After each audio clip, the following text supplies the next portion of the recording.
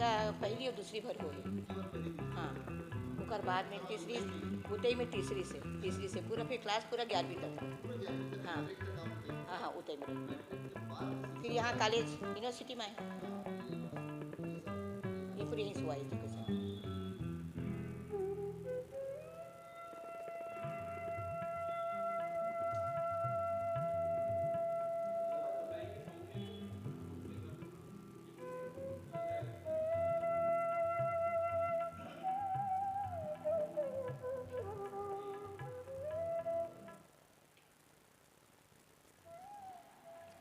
नमस्कार।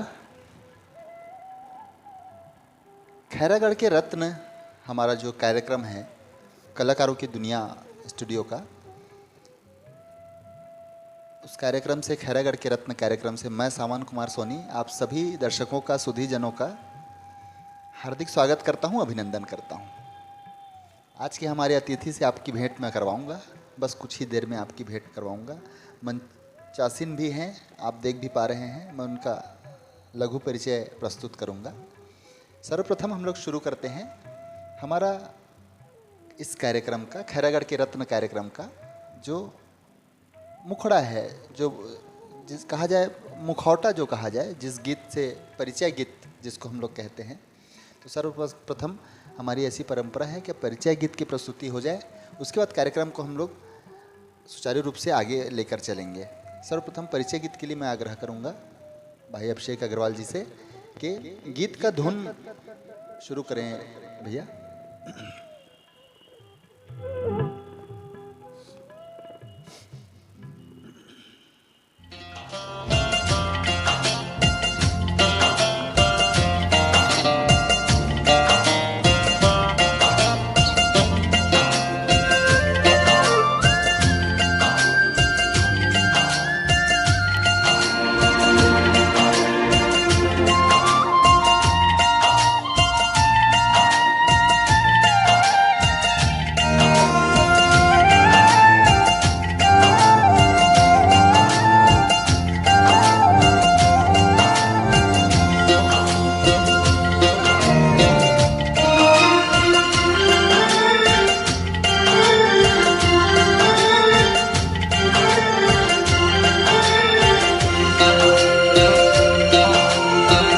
माटीला छोड़ी झान जाना, माटीला छोड़ी तेहा जावत हस जा रे बेटा, जल्दी ते लहुट के आना। लाला जल्दी ते लहुट के आना। यही माटी मरे बेटा खेले कूदे हावसगा, माटी के कर जा चुकाना। लाला माटी के कर जा चुकाना। जल्दी ते लहुट के आना।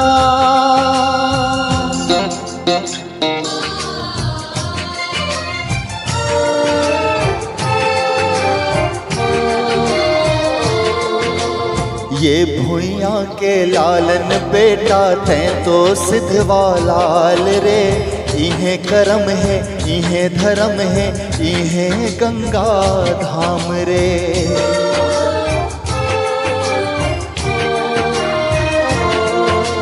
ये भुइया के लालन बेटा थे तो सिद्धवा लाल रे, इन्हें कर्म है इन्हें धर्म है इन्हें गंगा धाम रे। डोरी झन टूटे रे संगी, बंधना झन छूटे रे संगी, भुइया ले रिश्ता निभाना। लाला भुइया ले रिश्ता निभाना। जल्दी ते लहुट के आना।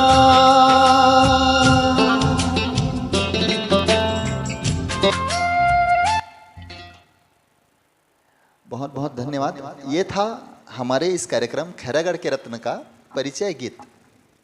चलिए बहुत जल्दी से कार्यक्रम को शुरू करते हैं। आज के हमारे इस कार्यक्रम के अतिथि है, आज के हमारे खैरागढ़ के रत्न हैं श्रीमती मालती सिंह जी। आप सभी उनसे परिचित हैं। अश्वनी अमृत तुल्य प्रतिष्ठान के नाम से उनकी प्रसिद्धि है। आप कभी चाय की चुस्कियाँ लेने आपका वहाँ जाना हो, अश्वनी अमृत तुल्य बस स्टैंड में जाना हो, तो आपको आंटी जी विराजमान मिलेंगी वहाँ पर। बिल्कुल सेट है उनकी कुर्सी जो है सदैव उनकी उपस्थिति आपको वहाँ मिलेगी।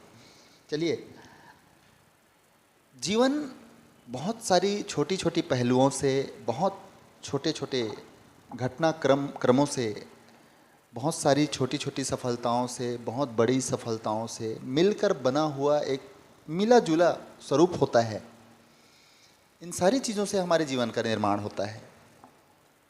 परंतु होता ये है कि वस्तुतः जो समाज का बड़ा भाग जो होता है वो हमारी इन सारी चीज़ों से परिचित नहीं होता है। खैरागढ़ के रत्न हमारा जो यह कार्यक्रम है, यह वही अनछुए पहलुओं से आपकी भेंट करवाने का एक सिलसिला है, एक क्रम है, और कुछ भी नहीं है। मैंने आपको बताया अश्वनी अमृततुल्य में आंटी जी से भेंट आपकी होगी। हम जाते हैं, चाय की चुस्की लेते हैं, कॉफ़ी की चुस्की लेते हैं, आंटी से दो मीठी बातें होती हैं, हाल चाल होता है, उसके बाद फिर हम चले आते हैं। मैं स्वयं भी परिचित उनके व्यक्तित्व से पूरी तरह से नहीं था। मुझे भी अवसर लगा, शायद यह मंच नहीं होता, खैरागढ़ के रत्न हमारा जो सेगमेंट है कार्यक्रम नहीं होता, तो शायद हम आंटी जी को सिर्फ अपनी माँ के दर्जे में, माँ के तुल्य में, हम सिर्फ अपने मित्र की माता के स्वरूप में हम लोग शायद जानते रहते। उनके इस पहलू से परिचित रूबरू नहीं हो पाते जिस चीज़ से रूबरू आज मैं आपको करवाने वाला हूँ।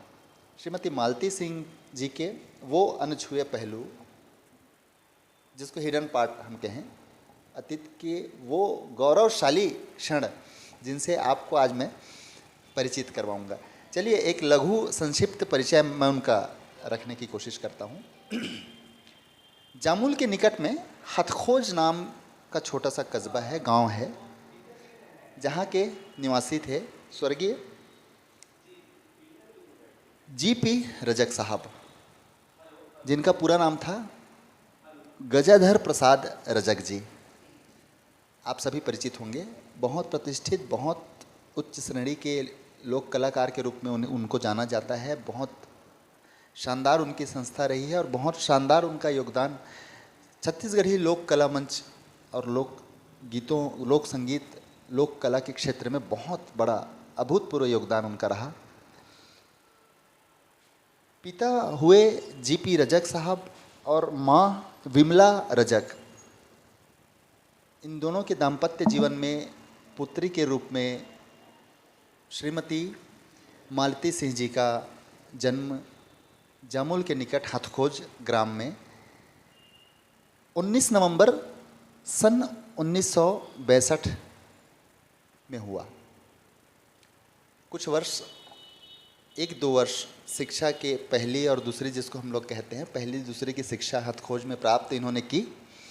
तदुपरांत उसके बाद आगे की शिक्षा और सारा जो परिवार था वह निकट स्थित ग्राम उतई में आकर बसाहट इनकी हो गई। बाबूजी उठकर उतई चले आए। उसके बाद समूचा जीवन उतई में ही लगभग बीता। मैट्रिक तक की सारी शिक्षा, दूसरी से लेकर मैट्रिक तक की सारी जितनी भी स्कूलिंग, प्राथमिक शिक्षा जिसको हम लोग कहते हैं, वो सारी उतई में पूरी हुई आदरणीय मालती सिंह जी का।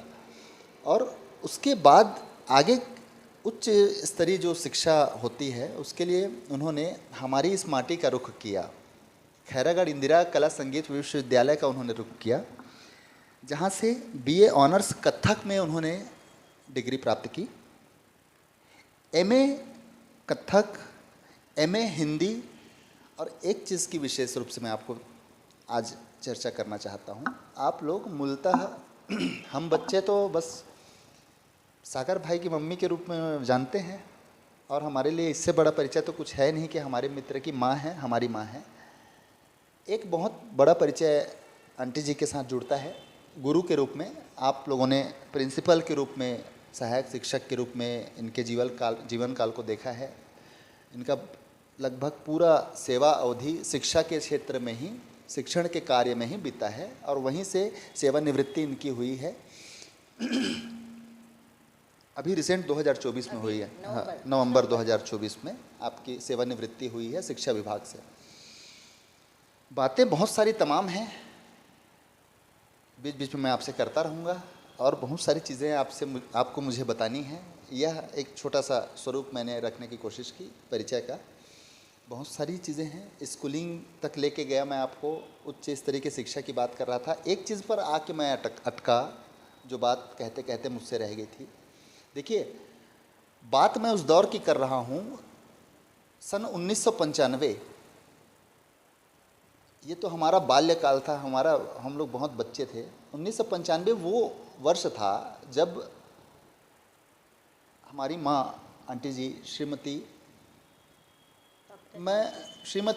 क्षमा चाहता हूँ, अब मैं श्रीमती नहीं लगाऊंगा, अब मैं डॉक्टर मालती सिंह लगाऊंगा। वो इसलिए लगाऊंगा क्योंकि 1995 में पीएचडी कंप्लीट करके इन्होंने डॉक्टरेट की उपाधि प्राप्त की थी इसी नगर के हमारे इस प्रतिष्ठित संस्थान इंदिरा कला संगीत विश्वविद्यालय से, जहाँ से इन्होंने, और विषय आपका था छत्तीसगढ़ी लोक संगीत मंडलियों का इतिहास। इस विषय पर पीएचडी स्कॉलर आप हुई और डॉक्टरेट की उपाधि आपने यहाँ से प्राप्त की।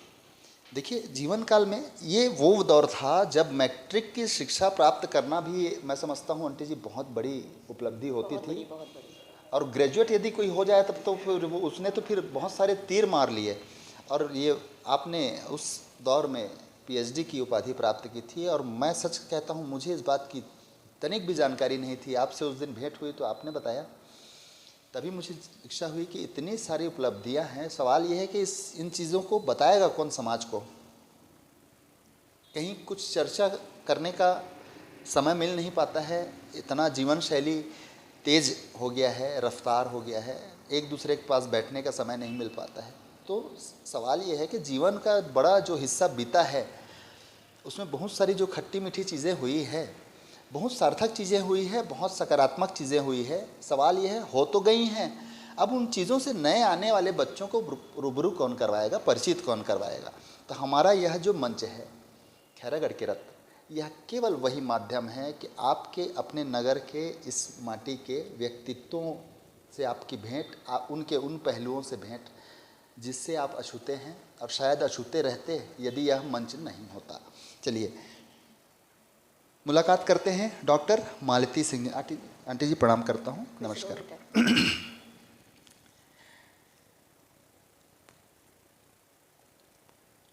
कुछ तीखे, कुछ मीठे, कुछ गुदगुदाने वाले, कुछ 2, 4, 5, 6 सवाल आपसे मैं आज करूँगा। बिल्कुल बिल्कुल बिल्कुल। सवालों के क्रम में मैं भूल जाऊंगा कहीं पर तनिक भी कि आप मेरी आंटी हैं, मेरी माँ स्वरूप मातृ हैं। नहीं, आपको जो पूछना है मैं आपको, हाँ, बेझिझक होकर आपसे अनुमति चाहता हूँ। सवाल मैं आपसे करूँगा। बिल्कुल बिल्कुल। और मैं चाहता हूँ स्वच्छंद होकर आप इस मंच पर बेझिझक अपनी बात को रखें। बिल्कुल बिल्कुल। ताकि खैरागढ़ सारा समाज एक बहुत बड़ा धड़ा आपको आज लाइव प्रसारण के माध्यम से देख रहा है। आपके नगर के बच्चे, युवा, प्रौढ़, जितने भी आपके साथी हैं, सहपाठी हैं, सभी देख रहे हैं।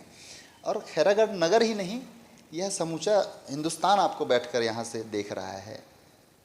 कुछ लोग अभी जुड़े होंगे, कुछ लोग कल जुड़ेंगे, परसों जुड़ेंगे, लेकिन देखेंगे। तो इस मंच में आप बेझिझक होकर अपनी निश्चिंतता के साथ आप अपनी बात रखें। सर्वप्रथम तो जिस बात के लिए मेरी जिज्ञासा थी कि आपसे उन चीज़ों के बारे में मैं चर्चा करूं, बहुत सारी संस्थानों में आपके योगदान की चर्चा होती है, बहुत सारे लोक कला मंचों में आपने बहुत शानदार अपना योगदान दिया है। जैसे चंदेनी गोंदा एक बहुत सोनहा बिहान, पहाती की सुखवा जी, तुलसी चौरा, बहुत सारे रंगमंच में मैंने कार्यक्रम दिया है। बहुत दौना पान भी था मेरे पापा का लिखा हुआ ये नाटक था, दौना पान बाबूजी का नाटक। भिलाई स्टील प्लांट में मर्चेंट मिल में काम करते थे। तो वहाँ पर बीएसपी के जितने कलाकार की एक टीम थी जी, उस टीम की छोटी सी बालिका मैं थी। अच्छा।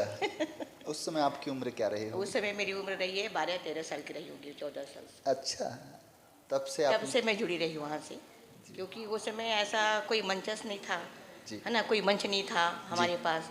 तो क्योंकि वो लोग पहले भिलाई स्टील प्लांट जितनी स्टील अथॉरिटी ऑफ इंडिया है, जी। जितने भी स्टील प्लांट है, हाँ, हाँ। वहाँ के कलाकारों को एक जगह एकत्रित करके एक महोत्सव होता था। अच्छा तो उस समय इतना बड़ा कोई मंच नहीं था जी। एक बड़ा सा हॉल था, नेहरू हाउस करके भिलाई का।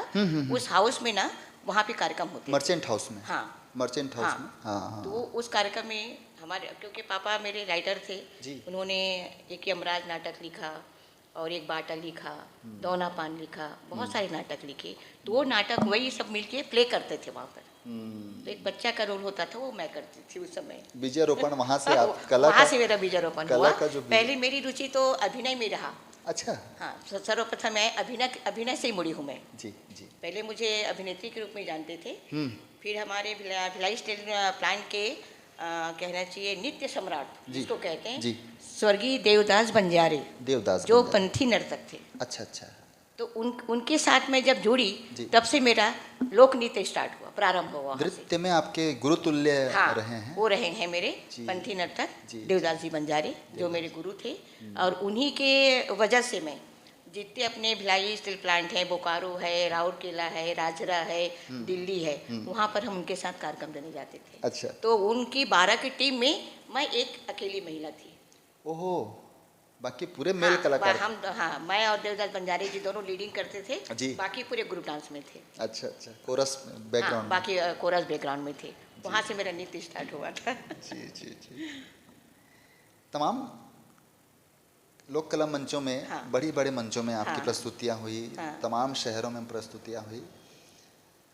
काफी लंबा अनुभव जुड़ा काफी हुआ रहा। काफी तो उस अनुभव का सार तत्व ऐसा कुछ निकल कर एक कंक्लूजन आप बताने की हाँ, कोशिश बिल्कुल करें कि बिल्कुल बिल्कुल। वैसे तो कहना चाहिए अनुभव कहा जाए। हाँ, अनुभव जो होना चाहिए। हम उस समय जब प्ले करते थे वहाँ पर इतना बड़ा बड़ा कोई रंगमंच नहीं होता था, हाँ जी जी।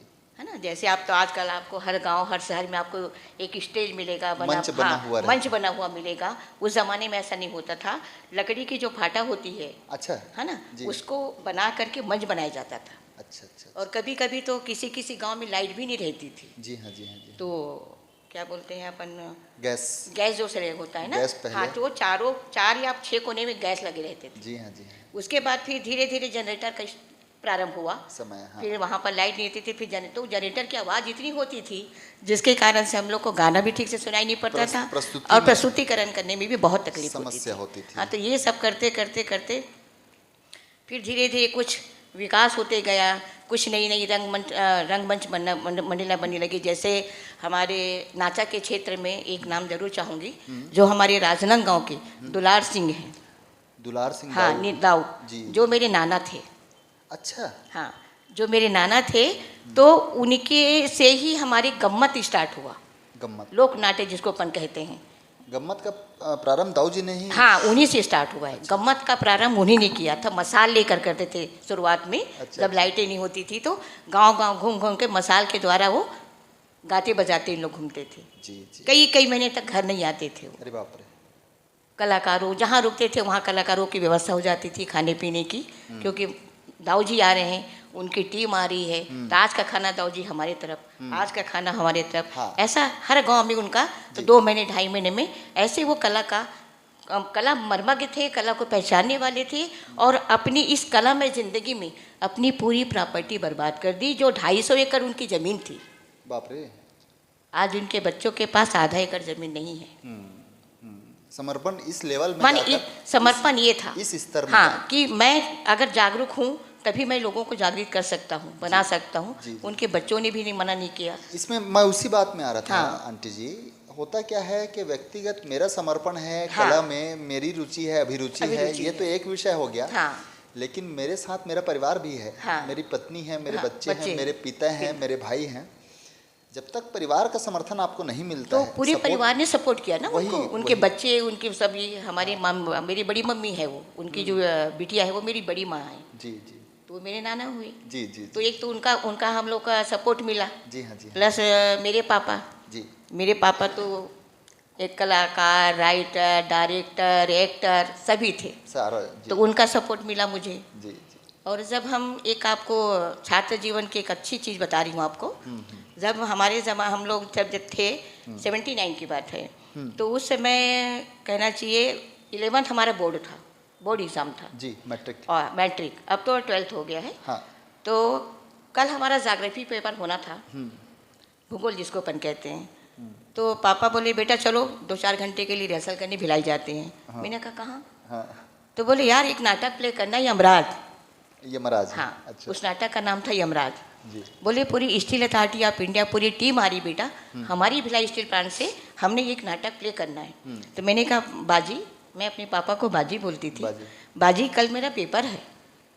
अरे पेपर तो लाखों बच्चों देते हैं, तुम फेल हो जाओ चलेगा, लोग क्या बोलेंगे मैं उसकी परवाह नहीं करूँगा। ये मैट्रिक के पेपर? मैट्रिक के पेपर की बात बता रही हूँ। ओहो। सुबह मेरा ज्योग्राफी पेपर था, आज 12 बजे मेरे को बोलते हैं चलो आपको भिलाई चलना है और वहाँ आपको यमराज की रिहर्सल करके रात 12-1 बजे तक आएंगे, प्ले करना है और उसमें आपको फर्स्ट आना है जी। आप कल बोर्ड परीक्षा में फेल हो जाओ चलेगा जी।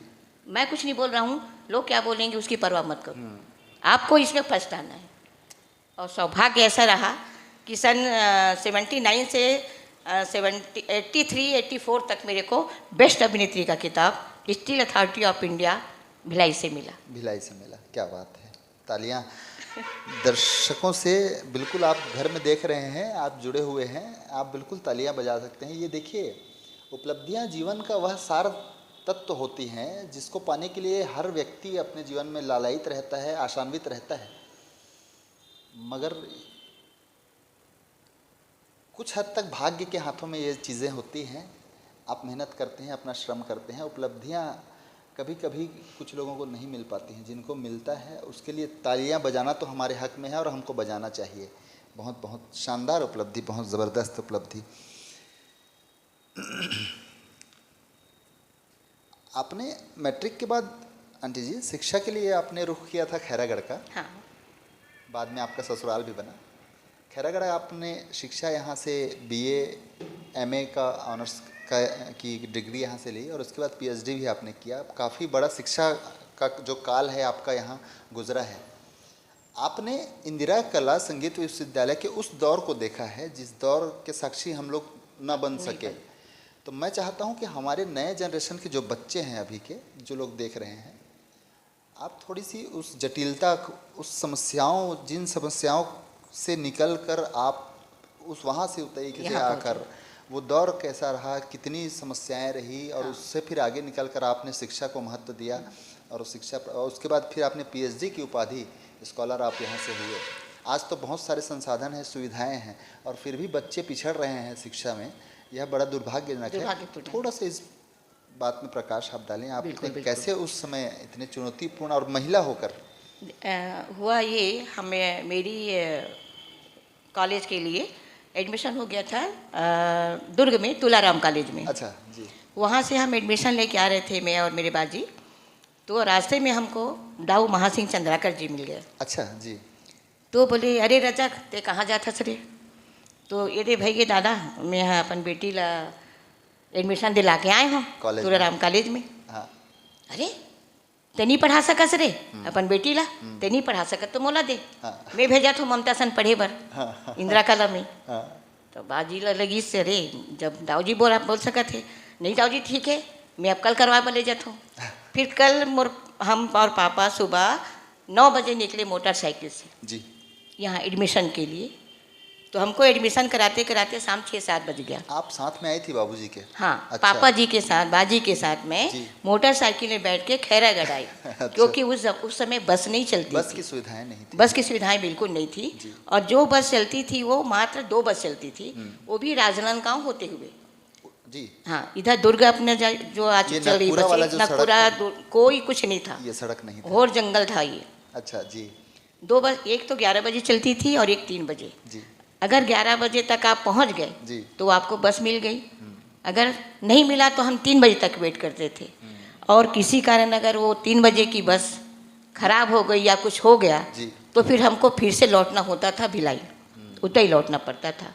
उस ज़माने में फ़ोन भी नहीं था कि अपन घर में किसी को फ़ोन से बता सकें क्या सकें, माने बहुत सारी परेशानी हुई। तो ऐसा करते करते हुआ अब यहाँ आए। अब हम भिलाई से थे, भिलाई के रहवासी थे, वहाँ का वातावरण यहाँ का वातावरण हमको बड़ा अजीब सा लगा।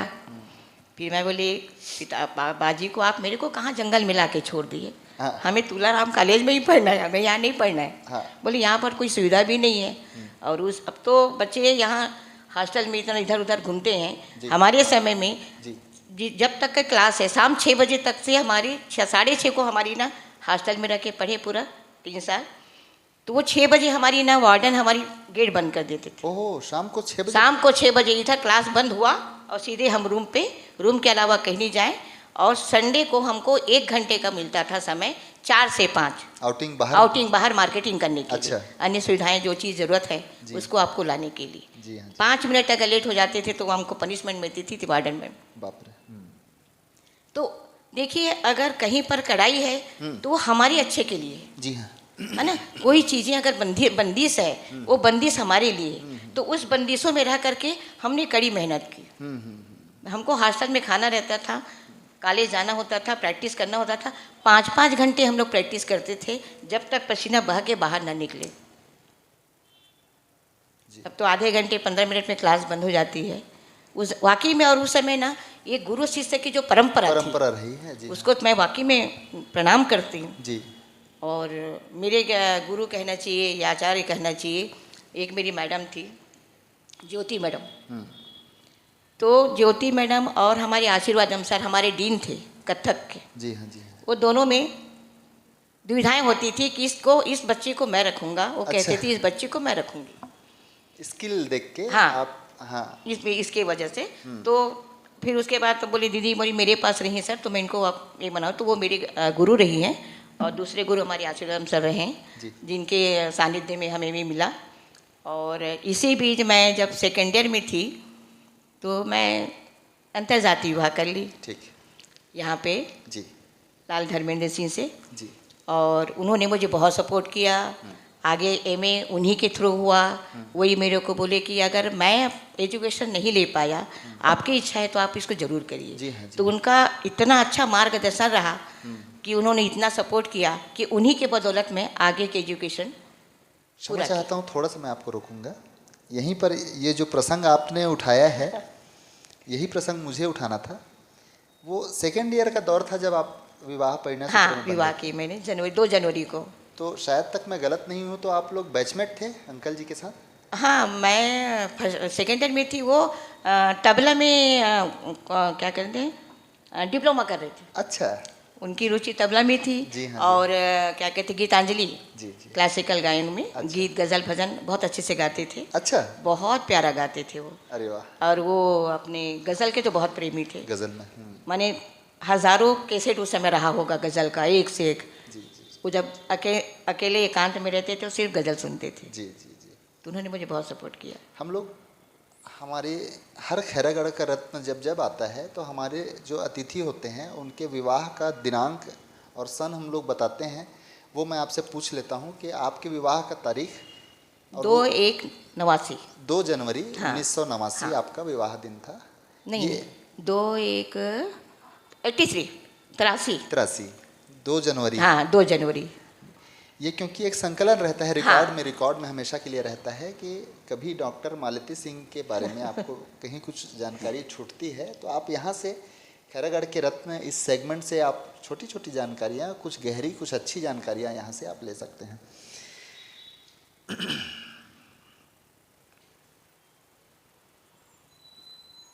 छात्र जीवन की बात मैं आपसे कर रहा था आंटी जी। उसमें छात्र जीवन की चर्चाएं करते करते एक चीज़ जो मैंने सोचा था कि आपसे पूछूंगा। हाँ।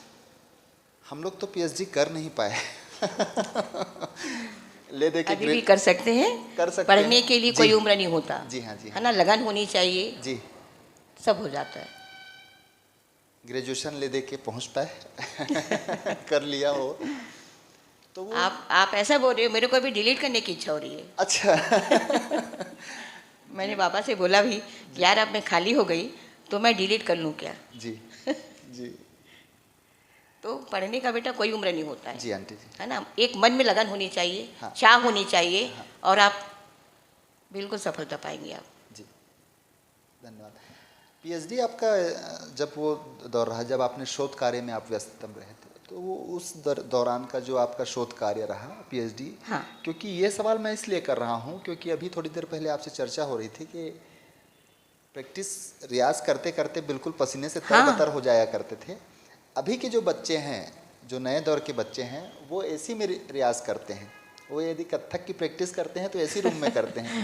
उनको कूलर की सुविधा है। देखिए, मैं कहीं पर भी सुविधाओं का विरोध नहीं कर रहा हाँ। हूँ, आधुनिकता का विरोध हमारी नहीं। मैडम तो पंखा भी ऑन नहीं करने देती थी। विरोध करना मेरा उद्देश्य नहीं है। मेरा उद्देश्य सिर्फ आपको यह बताना है कि हमारे जो गुरु लोग हैं, हमारे जो माताएं हैं, हमारे जो पिता तुल्य, हमारे कहना चाहिए हमारे वरिष्ठ लोग जो हैं, वो लोग किस दौर से गुजर कर उन्होंने उपलब्धियां प्राप्त की हैं। अब हमको सारी सुविधाएं, हमको मोबाइल है, इंटरनेट है, हमारे पास तमाम सुविधाएं हैं आधुनिक, फिर भी हम पिछड़ रहे हैं। कारण क्या हो जाता है? ये एक सोचने वाला विषय है। और बच्चों, इतना फास्ट है लाइफ कि इस विषय में कोई सोच नहीं पा रहा है कि चलिए छोड़िए, सोच के क्या करना है, और यही क्या करना है में सारी मुसीबतें होती हैं। कभी विचार करिएगा। मैं बात कर रहा था आंटी जी, पीएचडी का जो आपका शोध का काल रहा, हाँ। शायद 2 वर्ष, कितने 4 वर्षों का होता है? 5 वर्ष। 5 वर्षों का। तो उसका कैसा आपका अनुभव रहा? थोड़ा सा बच्चों को आप बताएंगे। उस समय की तो आप हम बात बताएं, विषम परिस्थितियां थी। यदु साहब आपके संपादक थे शायद पीएचडी? नहीं, मेरे डॉक्टर विनय कुमार पाठक साहब थे। हाँ, जो बिलासपुर से हैं, अभी वो नहीं हैं, वो मेरे गुरु हैं जी। और यहाँ अपने लोक संगीत विभाग में डॉक्टर मोहम्मद शरीफ जी थे, जो मेरे को गाइड थे वो। अच्छा। तो बीच में हुआ ये कि हमने सिनाप्सिस बनाया। मैंने पापा जी से बोला कि बाजी, मेरे पास जी मेरे को बोले कि बेटा, मेरी एक तमन्ना थी बेटा, वो ज़रूर बताना चाहूँगी, डॉक्टर बनने की। तो जब हम स्कूल लाइफ में थे ना 11 तक, तो 9th के बाद हमारा सब्जेक्ट चेंज हो जाता था। अच्छा। 8th के तक के बाद 9th 10th 11 विषय चयन 9th में हो जाता? 9th से होता था। तो हमारे जिस स्कूल में उतई में हम पढ़ते थे, वहाँ पर बायोलॉजी की कोई टीचर नहीं थे। अच्छा। मैं बाजी को बोली कि मेरे को बायोलॉजी लेना है।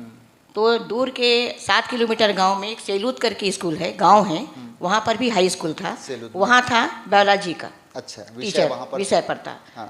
तो मैं अपनी फ्रेंड को बोली, चल यार, यहाँ पर तो कोई टीचर नहीं है और मेरे को डॉक्टर बनना है, तो मैं सेलूद स्कूल में एडमिशन लेने जा रही हूँ। तो मेरे साथ कोई जाने को तैयार नहीं हुए जी। और उस समय इतनी गाड़ी वाड़ी बस की सुविधाएं भी नहीं थी, कुछ भी नहीं था। साइकिल से जाना, साइकिल से आना होता था। पापा बोले कि बेटा, अगर तुमको डॉक्टर करना ही है, डॉक्टर बनना है, तो आप किसी भी सब्जेक्ट में बन सकते हो, बन सकते हैं, है ना। आपको फिर या तो आपको 2 चीज़ चयन करना पड़ेगा। आप इस लाइफ में जाओगे तो कला नहीं कर पाओगे। मेडिकल लाइन में जाएंगे। हाँ, तो मेडिकल जाने से फिर आपका ये लाइफ छूट जाएगा, कला का क्षेत्र। हाँ, कला का क्षेत्र छूट जाएगा। अगर आपको बनना है तो आपको चॉइस करना है, आप जैसा बोलोगे मैं तैयार हूँ। तो मैं बाजी को बोली, आप क्या चाहते हैं? अच्छा। तो बोले, मैं कलाकार बनाना चाहता हूँ जी। तो मैंने फिर वो चॉइस, हम लोग फिर कॉमर्स, ये अपना हिस्ट्री जोग्राफी वगैरह लिए। उसके बाद फिर हमारा ये हुआ। फिर जब मैं MA का ग्रेजुएशन लिए तो मेरा तो गैप हो गया था 1 साल, दोनों बच्चों के कारण। जी। मेरा फाइनल सपना बिटिया आ गई थी तो उसके कारण गैप हुआ। MA कर रही थी तो बेटा आ गया, तो उसमें मेरे को गैप हुआ। तो भी मैंने तो सारे उसमें फर्स्ट में आई। फिर उन्होंने कहा, अब तुम्हारा डॉक्टर बनने का सपना साकार करो, बोले। हाँ। बाजी। मैंने कहा, कैसे पापा? हाँ। तो बोले, यार तुम PhD करो। PhD करो। मैं बोली, मेरे साथ तो कोई हैंड नहीं है, मेरे साथ कोई करने वाला नहीं है, बच्चे छोटे हैं, है ना, मैं जाऊंगी तो इनको देख रेख कौन करेगा? बोले, मैं हूँ ना, मैं आपको लेके चलूँगा जहाँ जाना है। तो उस समय हमारी एक बात बाजी ने आपसे कही? हाँ, बाजी ने कहा, मेरे पिताजी ने। तो बोले कि ऐसा करो। तो हमारी उस समय BO सर थे मोहबिया, यहाँ पर ADI थे हमारी। उस समय BO का नहीं था, ADI का 3 पोस्ट होता था। तो उनसे हमने परमिशन लिया। तो इतने खुश हो गए कि हमारे एजुकेशन विभाग में ऐसा टीचर मिलना बहुत मुश्किल है। तब तक मेरी जॉब लग गई थी यहाँ पर। तो बोले, बेटा मैं तुमको परमिशन देता हूँ, तुम सैटरडे को निकलो, संडे रहो, मंडे शाम तक आओ, ट्यूसडे को आप स्कूल ज्वाइन करो। अच्छा। तो मैं वही बताई, बस की बहुत परेशानी होती थी। कभी कभी पापा यहाँ जाते थे, मेरे को बाइक से ले जाते थे, कभी कभी मैं बस से जाती थी, पापा मेरा दुर्गा में वेट करते थे। और 3 दिन वो अपनी ड्यूटी पूरा ख़त्म करके मेरे साथ रहते थे। ओहो। तो हर गांव में, हर मोहल्ले, जहाँ जहाँ कलाकार रहते थे, उन कलाकारों के बीच में बैठना, उनसे आप एकत्रित करना। थीसिस में ठीक, क्योंकि उस समय में हमारे पास कोई बुक नहीं थी जी, कि जिसको हम टू कॉपी कर सके या जिससे हम नॉलेज ले सके या जिससे हम पढ़ सके। मैं इन्हीं चीजों में प्रकाश डालने के लिए कह रहा कि था उस जी। समय इतनी कठिनाई हुई हमको जी। कि फिर भी हमने वो कठिनाई का सामना किया, क्योंकि हमें एक ललक थी, एक लगन थी और जज्बा था कुछ करने का।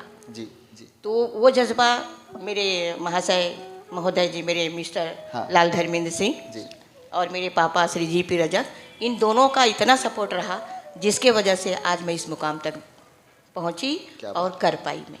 क्या बात है, क्या बात है, बहुत शानदार।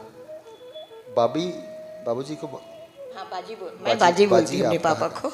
और बेबी आपके बचपन का नाम हाँ, था। मेरा बचपन का नाम बेबी है। दर्शकों को बताऊं मैं, डॉक्टर मालती सिंह से आप रूबरू हो रहे हैं।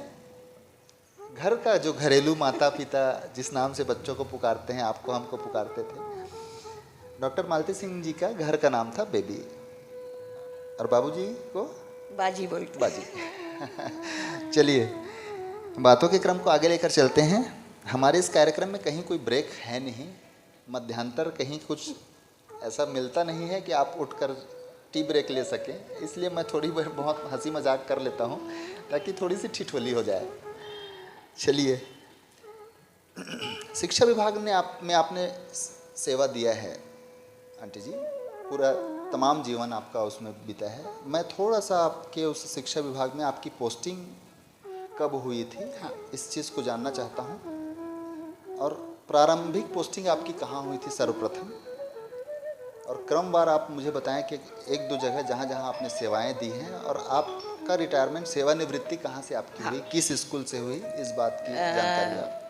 मेरी प्रथम जो पोस्टिंग हुई है जी, दुर्ग जिला के ग्राम सेलूद के पास एक छोटा सा गांव है।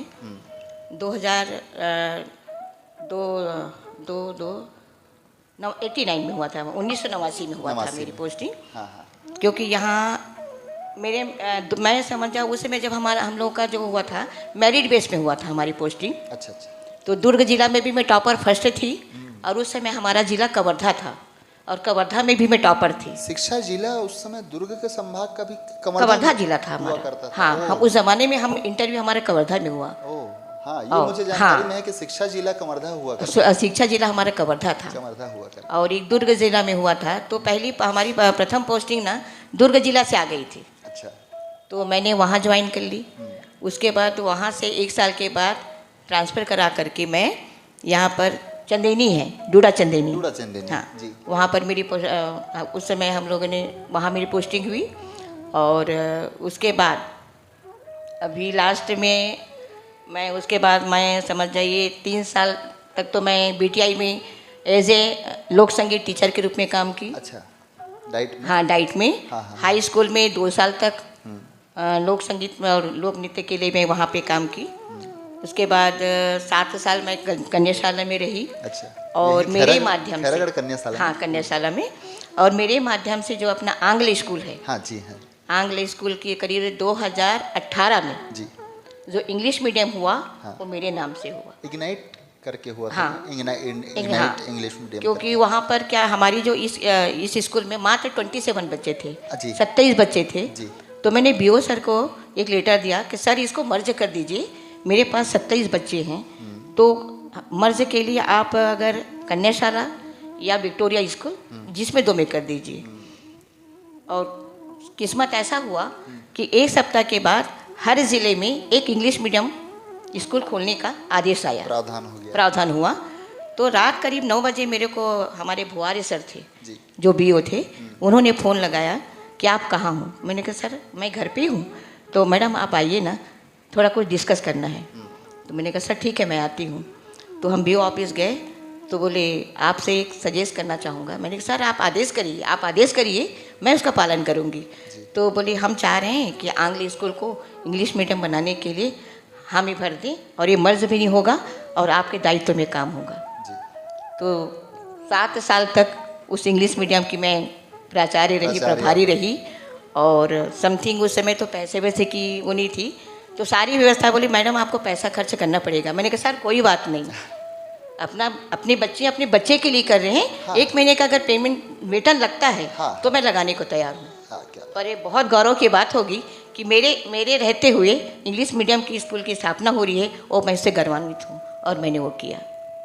और उसके बाद फिर मैं यहाँ से 6 साल मिडिल स्कूल गर्ल्स स्कूल में गई। उसके बाद वहाँ से मैं प्रमोशन होकर के अपना मुतेड़ा ग्राम मुतेड़ा नवा गाँव, वहाँ पर मैं HM के रूप में पदस्थ हुई।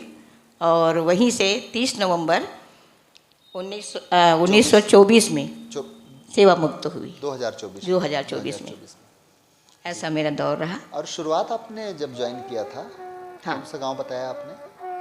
दुर्ग के पास चुनकट्टा, जुनकट, पाटन ब्लॉक में आता है। प्राइमरी स्कूल से आपने? प्राइमरी स्कूल में था। प्राइमरी स्कूल हाँ। से ज्वाइन किया। और सुनिए ना, एक किस्मत कहना चाहिए, जो भी कहना चाहिए, इसके बाद मेरे को कवर्धा जिला से मिडिल स्कूल उदयपुर के लिए आया था। अच्छा, ये अभी ये उसी समय जब मेरी पोस्टिंग हुई थी, तो हाँ। दोनों जिला से आया था। वहाँ पहले आ गया तो मैं उधर ज्वाइन कर ली। सेकंड में यहाँ पर उदयपुर से आया था मिडिल स्कूल के लिए। अब कसमंजस की स्थिति होगी कि कैसे करें, हाँ। तो किसको पकड़े, हाँ किसको। फिर अब मैं उदयपुर में, बच्चे छोटे थे, मेरे साथ कोई जाने वाला था नहीं और कोई सुविधाएं थी नहीं बस की, तो मैंने उसी को चुना। मेरे पापा ने फिर बोला कि नहीं बेटा, बच्चे छोटे हैं, हाँ, सेट हो जाने दो परिवार को, फिर आप ट्रांसफ़र करवा लेना। ऐसा रहा। जी। काफ़ी बहुत सारी बातें हो गई आंटी जी, आपसे जुड़ी हुई, आपके कला के क्षेत्र से जुड़ी हुई, आपकी उपलब्धियों से जुड़ी हुई। बहुत सारे सम्मानों का क्रम भी आपके जीवन में सतत रहा।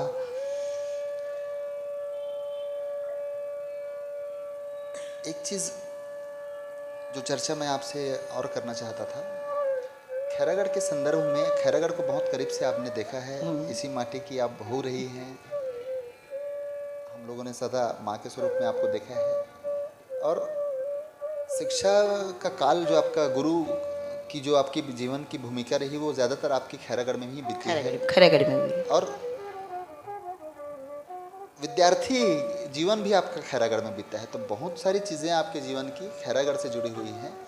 तो खैरागढ़ के परिवेश में, अतीत में आपने करीब से देखा है, तो क्या पाया, क्या परिवर्तन आप महसूस करती हैं आज वर्तमान में, और भविष्य को लेकर क्या आशान्वित आप हैं कि खैरागढ़ में क्या होना चाहिए, ऐसी क्या आपकी उम्मीदें हैं खैरागढ़ में?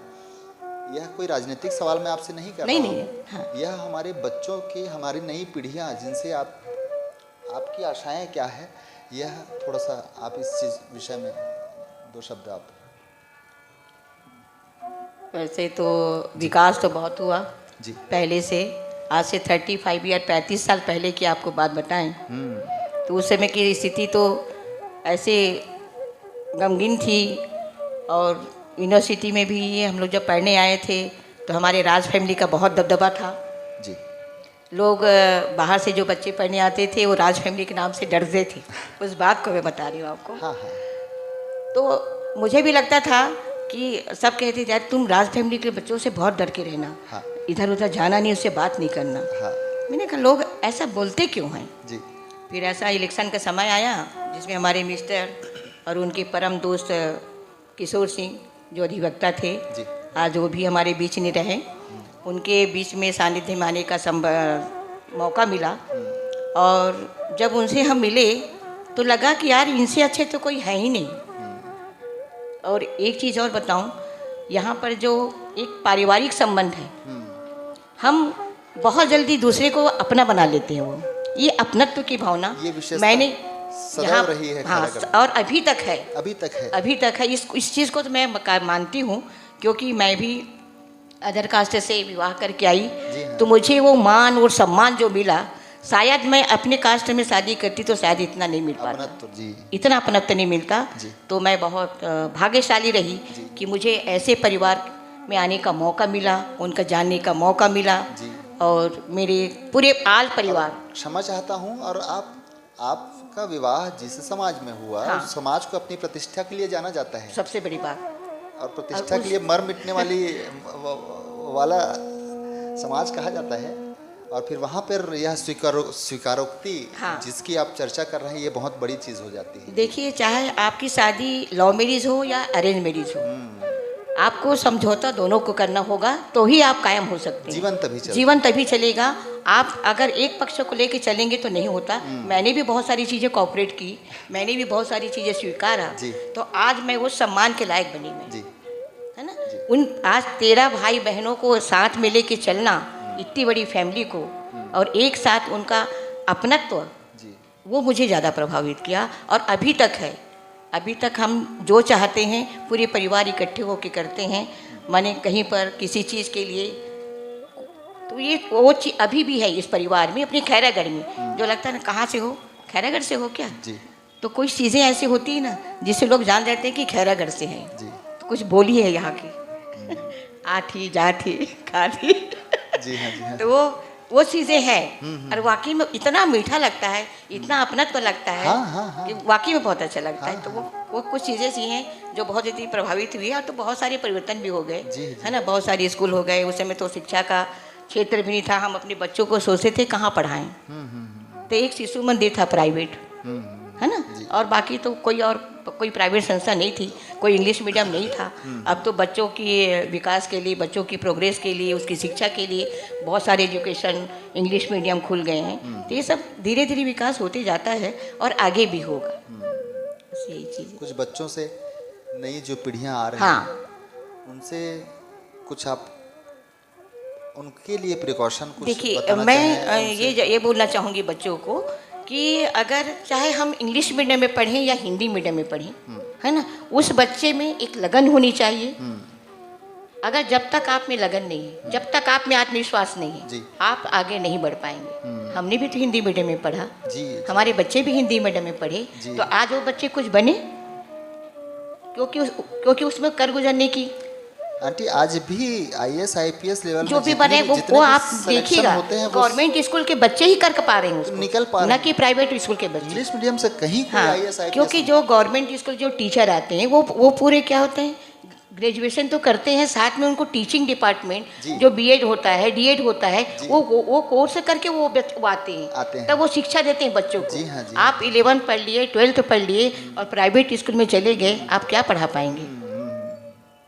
हमारी जो सोच है या हमारी जो डिग्री है, हमने जो दिया है, और आप में बहुत अंतर होगा। बहुत सही बात तो मैं, क्योंकि देखो, कहते हैं आप इंग्लिश मीडियम में लोगों को लगता है कि इंग्लिश मीडियम में पढ़ाने से हमारा मान सम्मान होगा, हमारे बच्चे आगे बढ़ जाएंगे। ऐसा कुछ नहीं है है। ऐसा कुछ नहीं। हिंदी मीडियम के बच्चे भी टॉपर हैं, जी जी आप जितना इंग्लिश मीडियम के नहीं कहीं हैं। ना कहीं इंग्लिश मीडियम जो चीज़ है उसको हमारी पेरेंट्स बस प्रतिष्ठा से जोड़ दिया गया है उसको प्रतिशत से जोड़ दिया कि गया। मेरे मित्र का बच्चा हाँ। इंग्लिश मीडियम में पढ़ता है जबकि तो मेरा भी बच्चा मैं पढ़ेगा। खुद टीचर रही हूँ, मेरे दोनों बच्चे हाँ हिंदी मीडियम में पढ़े, पूरे कॉलेज भी हिंदी मीडियम हम में सब रहे। हिंदी मीडियम में पढ़े। आप सब लोगों ने किया, जी पर हाँ। आज के दौर तो सारे बच्चे, अब जो टीचर हैं उनके बच्चे वो खुद वहाँ नहीं पढ़ते, जी हाँ, जी वो इंग्लिश मीडियम में जा रहे हैं। और खैरागढ़ में मैं एक चीज़ और देखता हूँ आंटी जी कि इंग्लिश मीडियम में आपने शुरुआत तो बच्चे की पढ़ाई की कर दी। बिल्कुल बिल्कुल। आप खैरागढ़ में देखिए, आप 8वीं के बाद बच्चे को कहाँ भेजेंगे। स्कूलिंग की सुविधा यहाँ पर अच्छी नहीं है। एक दो स्कूलें हैं, हाँ, जैसे आपका नीरज है, नीरज पब्लिक जहाँ स्कूल, सुविधा है, हाँ। बाकी और कोई विकल्प है नहीं। है नहीं। मिडिल तक की सुविधा ही है, यहाँ पर जो केवी है, केंद्रीय विद्यालय केवी है। ना, अब वहाँ आसान है वहाँ पर इतना आसान है ही नहीं। और आसान के अलावा क्या होता है कि खैरागढ़ को वो बहुत छोटे मानते हैं, हाँ तो वो लोग यहाँ रहना पसंद नहीं करते, और तब साल 6 महीने में ट्रांसफर करवा लेते करवा हैं। लेते तो हैं। आपके पास अगर टीचर नहीं है तो बच्चे पढ़ेंगे क्या, पढ़ें कि क्या। और आप कैसे अपने बच्चों को एडमिशन जी दिलाओगे। जी जी जी तो ये सब चीज़ें हैं। एक अच्छा विषय, हमारा यह विषय नहीं था लेकिन एक अच्छा विषय है। शायद लोगों को लाभ होगा इस चीज़ से, बिल्कुल, क्योंकि बिल्कुल। इंग्लिश मीडियम को कहीं ना कहीं हमारी प्रतिष्ठा से जोड़ दिया गया है। समाज में हमारा जो एक स्टेटस होता है कि मेरा बच्चा इंग्लिश मीडियम में पढ़ता है, मेरा बच्चा नीरज पब्लिक में पढ़ता है, ये फालतू की चीज़ें हैं। आपका बच्चा पढ़ता है या नहीं पढ़ता है यह महत्वपूर्ण है। आपका बच्चा कहाँ पढ़ता है यह महत्वपूर्ण वो महत्वपूर्ण नहीं है। नहीं है। यदि आपका बच्चा, क्षमा चाहता हूँ, नहीं पढ़ता है तो फिर आपका बच्चा कहीं भी पढ़े कोई वो मतलब नहीं पढ़ सकता। चलिए, काफ़ी सारी बातें हुई। मैं चाहता हूँ आपकी रचनाएं भी बहुत सारी, कुछ रचनाएं आपकी थीसिस, आपके पीएचडी के दौर में आपकी बहुत सारी रचनाएं वहाँ पर आई थी। छत्तीसगढ़ की संस्कृति करके आपकी जो रचना एक आई, नहीं, एक वो बुक है। बुक है। हाँ, एक बुक है जिसमें मेरा थीसिस का प्रकाशन हुआ है उसमें।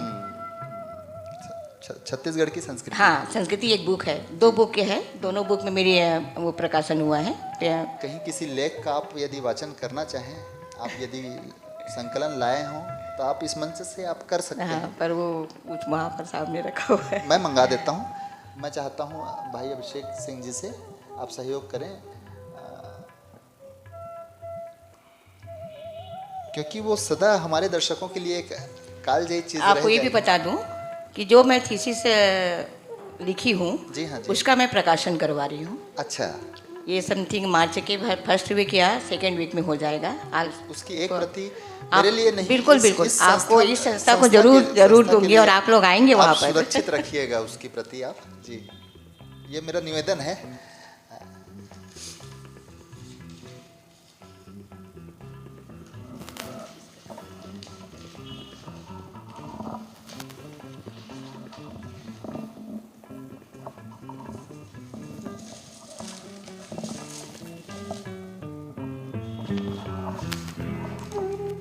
चलिए, दाऊ महासिंह चंद्राकर जी की बात अभी कुछ देर पहले आंटी जी कर रही थी। कुछ लोग शायद इस बात से को समझ ना पाए हों कि दाऊ महासिंह किन की बात हो रही है। वो बात हो रही थी दाऊ महासिंह चंद्राकर, हमारी प्रतिष्ठित लोक गायिका ममता चंद्राकर जी के पिताजी थे दाऊ महासिंह चंद्राकर जी। और जिसको ममता कहकर आंटी जी ने अभी थोड़ी देर पहले संबोधित किया था, वो वही ममता है, ममता चंद्राकर जी, जो इंदिरा कला भविष्य में इंदिरा कला की कुलपति भी हुई हैं और बहुत प्रतिष्ठित स्वर कोकिला के नाम से हमारे छत्तीसगढ़ अंचल में उनको जाना जाता है, जिनसे आप सभी परिचित हैं। शायद उनके साथ मैं 20-25 मंचन कार्यक्रम दी हूँ। हाँ, मैंने उस चीज़ को मैं पकड़ के रखा था। मैं बोला इस बात को बताना ज़रूरी है, क्योंकि लोग समझ नहीं पाते हैं। हाँ, थोड़ा सा जो उनका एक अरपा परी का जो गीत है, राजगीत, जो हाँ, राष्ट्र जो अपना राजगीत है अपने छत्तीसगढ़ का, हाँ, तो उसके जो लेखक हैं डॉक्टर नरेंद्र देव वर्मा। हाँ, नरेंद्र देव वर्मा, हाँ, जो जिनके साथ मेरा उठना बैठना होता था जी, और उनका बहुत आशीर्वाद रहा मेरा जी। तो इसको जब हम लोग को प्ले करना था तो मेरे को 2-3 घंटे हुए थे वहाँ पहुँचे हुए। तो बोले कि दाऊ जी बोले मेरे को, बेटा आ तो तू यहाँ करके दिखा। तो ये बात महासिंह चंद्राकर जी ने आपसे कही? हाँ, ये अच्छा। ये बात थी। उसके बाद डॉक्टर नरेंद्र वर्मा जी बैठे हुए थे वहाँ पर। तो तू इधर आ मेरे पास, चल उतर यहाँ पे और आधे घंटे में इस डांस को तू करके दिखा। अच्छा। मैं बोली एक बार तो देखने दो मेरे को। बोली नहीं, तू खड़ी होगी तो कर लेगी जी। तो जो हमारे जो क्लासिकल नृत्य उसमें क्लासिकल है वो अरपा पेरी का धार, तो मेरा सबसे पहला नृत्य था वो। और अभी तक वो गीत बजता है तो मैं झूमने लग जाती हूँ, मेरा पैर थिरकने लगता है। इतना प्यारा और इतना अच्छा गीत जो हमेशा मैं गुनगुनाती हूँ उसको मैं। और उस वो विशेषता है। हाँ, उसमें है विशेषता। हाँ हाँ हाँ, हम लोग कभी कुछ दिन पहले इस बात की चर्चा भी कर रहे थे। अगर मान लो कहीं पर कोई बच्चे ही उसको गाने को गलत गा देते तो मेरा रोंगटा खड़ा हो जाता है। हाँ, पूरा यार कैसे गा दिए इसको, अगर नहीं आया तो कम से कम इसका कोई राजगीत है, इतना प्यारा गीत है। अगर ठीक है बच्चे हैं भाई, वो प्रयास तो कर रहे हैं, पर हमें नहीं सुनना, नहीं वो आदत नहीं होती सुनने की लगता है। राजगीत, छत्तीसगढ़ का राजगीत यदि कोई हो सकता था तो अरपा पैरी ही हो सकता, अरपा पैरी ही हो सकता, दूसरा कोई विकल्प नहीं था, नजर ही नहीं आता। और क्या उसका संगीत है, क्या सुरबद्ध किया गया है उसको, और क्या शब्द संचय है उसमें, बहुत। वो अगर बस तक मैं एक स्टेप दिखा भी सकती थी, इतना अच्छा लगता। खैर आज हमारा, आज क्षमा करिएगा, आज वो अवसर आपको हम यहाँ प्रदान नहीं करेंगे क्योंकि आपका साक्षात्कार है। आज बतौर अतिथि आप उपस्थित हुए हैं, अन्यथा हम आपसे अरपा पैरी धार। अच्छा, वो मैं गाने आप उसका वाचन आप कर लीजिए, उसके बाद अरपा पैरी के धार आपसे सुनूंगा जरूर मैं। एक अंतर। हाँ जी। देखो मैं इतनी अच्छी गायिका नहीं हूँ क्योंकि मेरा विशेष रुचि रहा है अभिनय में और नृत्य में। तो ये जो मेरा जो थीसिस है वो करीब 9 अध्याय में बटा हुआ है जी। तो पहला में तो अपना सामान्य परिचय है, हाँ, जिसमें छत्तीसगढ़ की पूरे सामान्य परिचय। अब मैं आपको जी, अगर आप पहले बताए होते तो पूरा अध्याय लेके लाए रहते ना मैं। कोई नहीं, आप आराम से दूसरा अध्याय है मेरा छत्तीसगढ़ी लोक संगीत की विवेचना। विवेचना।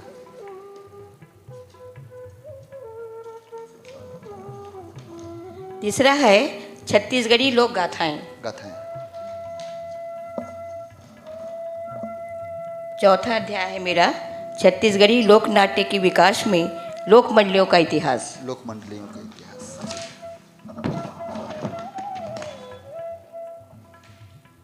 अध्याय पांचवा है स्वतंत्रता के पूर्व लोक संगीत मंडलियों का इतिहास। पूर्व की बात। पूर्व जी।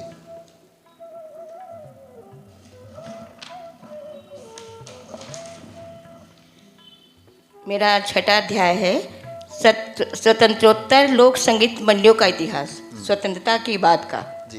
पहले पूर्व का एक अध्याय है मेरा, अभी उसके बाद वर्तमान का। वर्तमान का 9 अध्याय में बटा हुआ था ये। सातवां है स्वतंत्रता पूर्व के कलाकारों का जीवन परिचय। अच्छा जी। आठवां है स्वतंत्र लोक कलाकारों का परिचय। जी। 8 इतना 8 अध्याय है मेरा। इसमें जो आपका एक अध्याय आया था शायद 7वें अध्याय हाँ। में कि स्वतंत्रता के पूर्व कलाकारों का जीवन, उसको मैं एक बार पढ़ के आपको थोड़ा सा मेरा दाऊ सार मंदराजी। संक्षेप है। कोई बात नहीं, आप आराम से। जी। जी।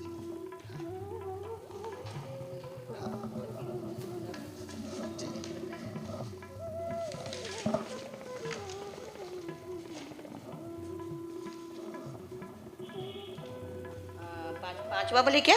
स्वतंत्रता के पूर्व लोक संगीत मंडलियों का इतिहास नहीं, कलाकारों का जीवन परिचय 7वां था शायद। सार संक्षेप है ये। जी।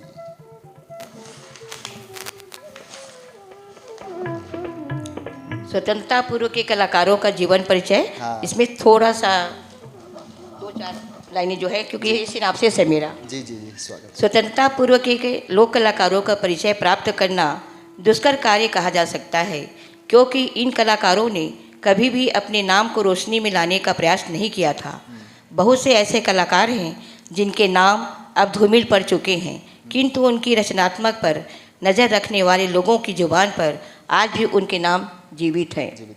इस अध्याय में शोधकर्ता ने उन सभी वरिष्ठ और वयोवृद्ध लोक कलाकारों का परिचय देने का प्रयास किया है जिनके कारण लोक कला लोक में विकसित होती हुई संपन्न हुई है।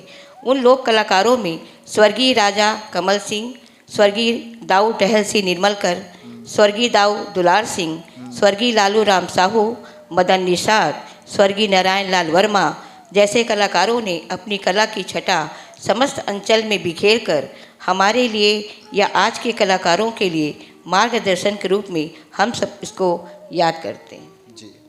इसमें दाऊ मंदराजी का नाम इसमें वही है ना जो उनको टहल सिंह निर्मल करके बोलते हैं, जो मंदराजी दाऊ जी को। अच्छा, जो मेरे नाना जी हैं। अच्छा, यही उन्हीं है। को दाऊ मंदराजी उन्हीं हाँ, को कहा। उन्हीं का नाम था, जिनको मंदराजी के नाम से जाना जाता था। उनका नाम नाम था? है दाऊ टहल सिंह निर्मलकर। टहल सिंह निर्मलकर। ओहो, दाऊ मंदराजी उन्हीं को कहा जाता हाँ, वो जो दाऊ उनका वो था, एक उपनाम होता है वो, उनको गांव में लोग वही उसी नाम से ही पुकारते थे। जी जी।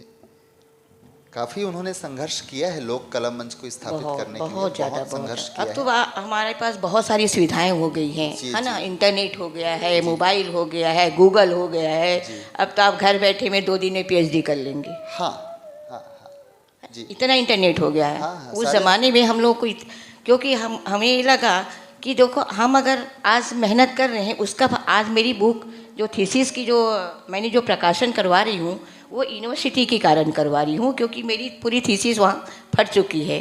तो उन्हीं के तरफ आदेशित हुआ कि मैम अगर आप प्रकाशन करवा दें तो हम हमारे बच्चों के लिए आपके मार्गदर्शन के लिए अच्छा रहेगा, धरोहर हाँ। रह जाए। जी। इसी कारण से मैं, क्योंकि जो हम लोगों ने जो मेहनत की, हाँ। या हम लोग को जो परेशानी हुई, अब इन बच्चों को नहीं होगा। नहीं होगा, वो सारा का चीज उठ कर हाँ, सीधे बच्चे सारा को सार तत्व प्राप्त हो हो जाएगा। जाएगा। दीदी भी, सपना दीदी भी लोक कलाकार के हाँ। रूप में उनकी भी बहुत अच्छी प्रतिष्ठा हाँ। है। आपका आशीर्वाद सदैव उनके साथ बिल्कुल रहा। बिल्कुल। हमारा भांजा भी हाँ। बहुत सुंदर गाता है। अभिराज सिंह। और मौसी जी के बारे में भी आप थोड़ी सी चर्चा मैं चाहता हूँ मंच में करें। बिल्कुल, वो भी काफी प्रतिष्ठित एक हाँ। अच्छी लोक कलाकार के रूप में उनकी हाँ। प्रतिष्ठा है। हाँ, हाँ। मैं चाहता हूँ कि उनकी चर्चा भी इस मंच में होनी चाहिए। बिल्कुल। वो चर्चा आप ही थोड़ा थोड़ा सा कुछ। मेरी तो सभी बहनें लोक कलाकार हैं। जी। मेरे बाद की बहन है श्रीमती रजनी रजक, हाँ। जो भिलाई स्टील प्लांट बीएसपी में काम करती हैं एज ए लोक कला के क्षेत्र में ही कार्य करती हैं। वो लोक कला महोत्सव भिलाई में जो होता है वो ऑर्गेनाइज करती हैं, और वो भी बहुत अच्छी लोक गायिका हैं, और उनको नारी शक्ति से सम्मान किया गया है अपने इंडिया भारत में। जी। छत्तीसगढ़ से एक अकेली थी, वो नारी शक्ति का सम्मान मिला। अच्छा। और मेरी दूसरी बहन भी एक कलाकार है बहुत अच्छी, और वो भी नृत्य से जुड़ी रही हैं। तुलसी चौरा की नृत्य निर्देशिका हैं, पहले मैं थी अब वो है। तुलसी चौरा। हाँ, तुलसी चौरा की। अभी वर्तमान में वो अपने उतई से वार्ड नंबर 14 से पार्षद बनी। अच्छा। संगीत रजक। अच्छा।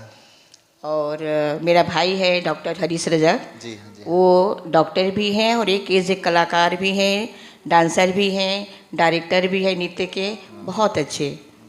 और एक मेरी छोटी बहन है उपासना वैष्णव, वो भी अंतर्विवाह की हैं, हम बड़ी और छोटी। हाँ।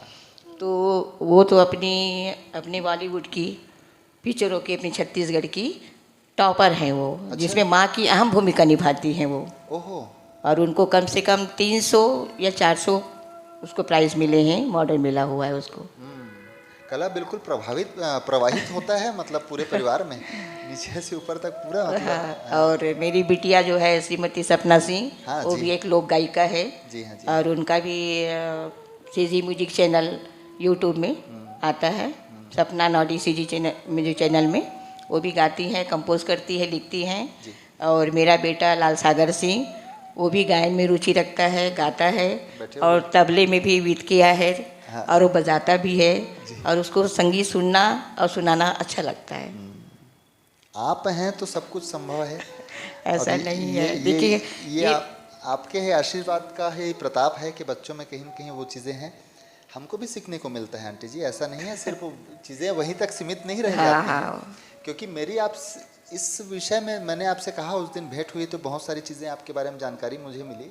कहीं न कहीं मैं सीखने की कोशिश करता हूँ कि कहाँ हमको पहुँचना था, हम नहीं पहुँच पाए। नहीं पहुँच पाए। हाँ। जिन उपलब्धियों को आप लोगों ने प्राप्त करके आप लोग यहाँ तक जीवन का आपने बहुत बड़ा हिस्सा। अब तो बहुत आसान हो गया बेटा जीवन। जी। बहुत आसान हो गया, बहुत सरल हो गया, जी। है ना। बच्चे भी आजकल इतने टैलेंटेड हो गए हैं, एक बार कोई गाना सुनते बजाते तो नाचने लग जाते हैं, क्योंकि वो एक विकसित जिसको कहना चाहिए, जी। है ना, एक जनरेशन जो होना चाहिए वो होने लगा है। हमारे ज़माने में तो अगर कोई डांस करने लग जाते थे, कार्यक्रम देने जाते थे, तो बोलते थे अरे अपन बेटी कहाँ गली गली नचाते। हाँ, उस ज़माने की बात बता रही हूँ आपको। चुनौतीपूर्ण दौर था जी। क्योंकि हमारा उतई हथखोश होने का एक मेन कारण यही था कि वहाँ पर दाऊ लोगों का ज़माना था, जो कुर्मी होते हैं चंद्राकर, हाँ हाँ जिनका वहाँ पे, तो मेरे पापा को अवरोध करते थे वो बढ़ने नहीं देते थे। हाँ। तो बोले इससे अच्छा मैं यहाँ गांव छोड़ के चला जाऊँ और कहीं दूसरी जगह बस जाऊँ। अगर वो शायद हथखोज में रहते तो पापा को शायद कोई नहीं जान पाते। आज जो उतई में आके उन्होंने नाम कमाया, स्वतंत्र होकर, आज़ाद होकर, और हम लोग को भी आगे बढ़ाया, उन्हीं की देन है जी। उन्हीं का आशीर्वाद है। और हर जन्म में ऐसे ही पापा मिले, जी। मैं तो यही चाहूँगी। जी। बेटे के लिए उससे बढ़कर कुछ, पिता से कुछ बढ़कर नहीं, कुछ उससे भी बढ़ नहीं के होता है। आपको दुनिया में सब कुछ मिल जाएगा बेटा, माँ और बाप नहीं माँ मिल और सकते। पिता नहीं मिल। जी, भाई जी, मिल जाएंगे, बहन मिल जाएंगे, रिश्ते मिल जाएंगे, सभी मिलेंगे। सही बात है और वो जो मिल गया और उनका जो आशीर्वाद है, जी। वो अगर मिल गया ना, तो आप सर्वगुण संपन्न हो गए आप। जी, फिर जी। आप जो चाहेंगे वो आपको मिलेगा। बात आशीर्वाद की हुई, हम लोग कभी कभी इस चीज़ की चर्चा करते हैं आंटी जी। आप आज आपसे बड़ा विस्तार से मैं चर्चा कर रहा हूँ, बहुत सारी चीज़ें विषय से हटकर भी चर्चाएं आपसे मेरी हो पा रही हैं।